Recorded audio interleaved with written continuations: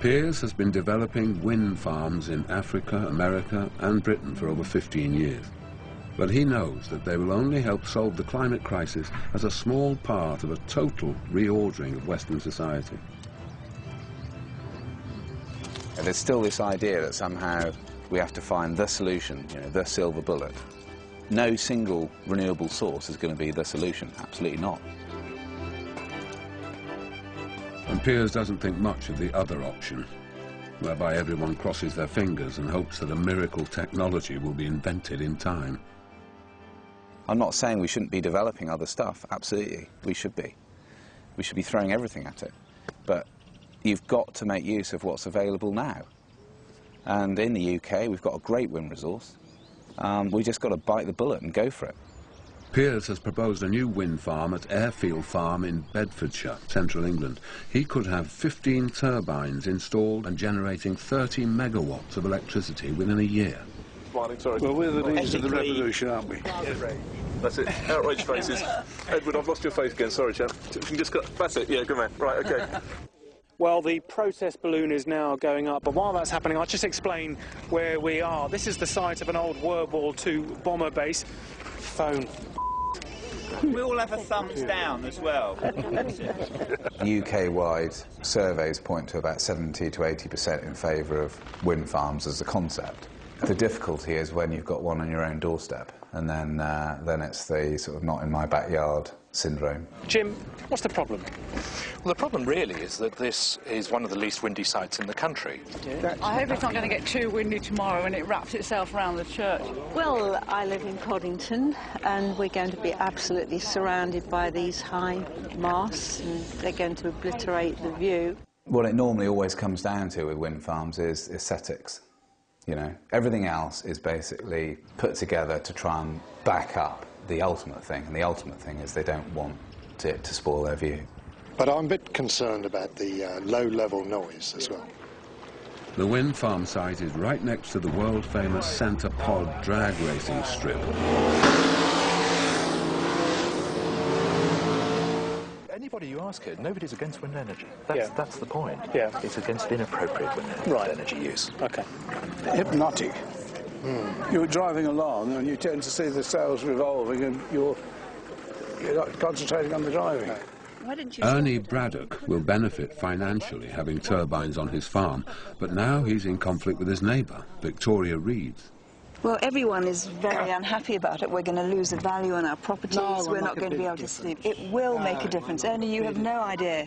Believe me. According to Victoria, they stopped a wind farm up in Scotland on their other estate in Scotland back in the mid-90s, and that was a great victory. It can't rely on the wind. It can only deliver... It's only an additive. An additive. It means Do you mean additional?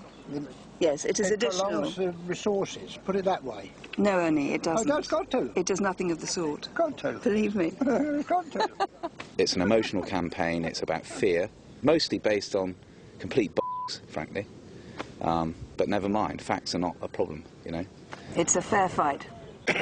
Yeah. And I hope you lose. All right.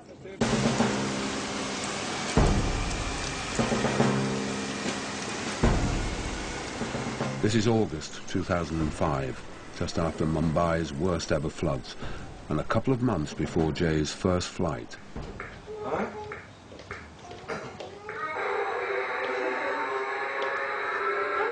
Show Daddy how good you are at this.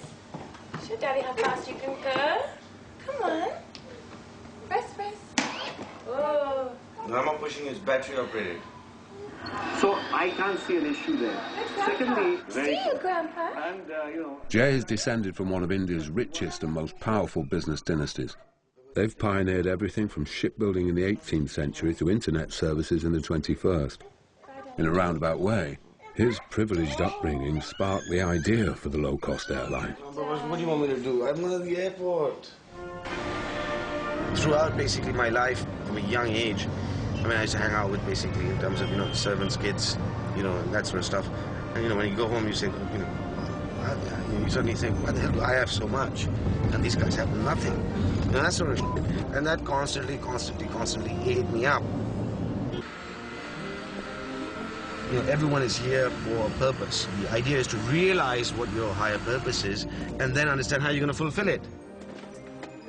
And eventually I realized what my higher purpose was. It was to ensure that I eradicated poverty.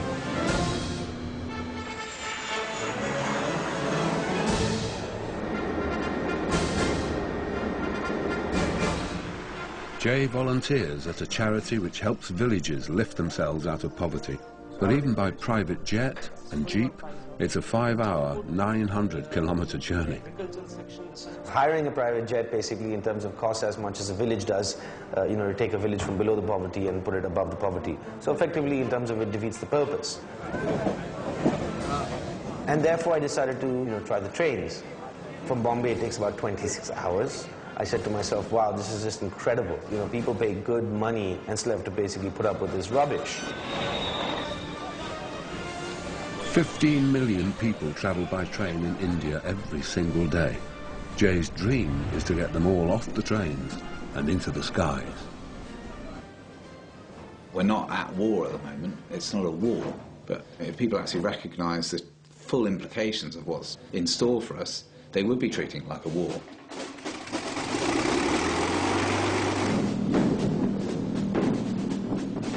You only got to take Airfield Farm, for example. I mean, that was a US airbase. You know, people flew out of there and died for a cause which was massive at the time, a global problem. And we have ourselves now a real global problem that needs that kind of level of commitment. There are many, many other industries that need to be looked into first before aviation.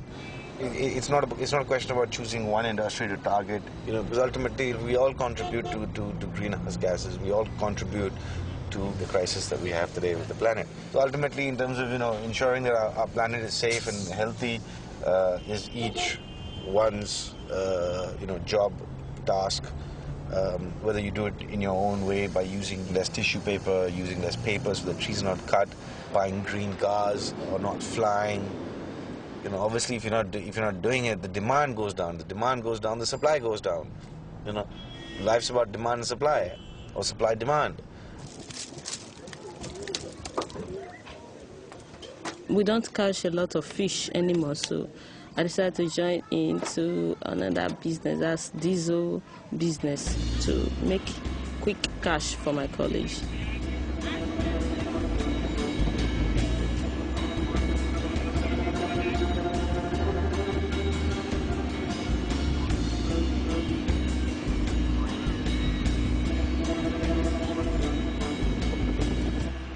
Right now, because of the fuel scarcity, most of the filling stations have all shut down, just closed because there's nothing to sell. So people get from the black market. I buy diesel every Thursday. I sell them to one Mrs. Rebecca. She sells it to her customers. I don't really know. I don't want to know about them, but I know she sells them to her customers. It is stressful, but it has a larger profit than selling the fish.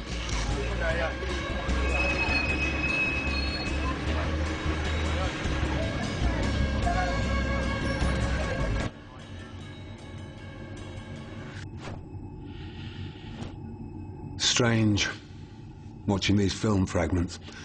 It's like looking through binoculars, observing people on a far-off beach, running around in circles, fixated on the small area of sand under their feet as a tsunami races towards the shore.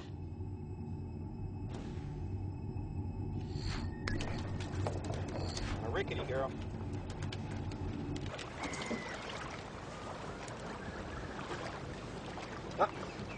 Here's Alvin.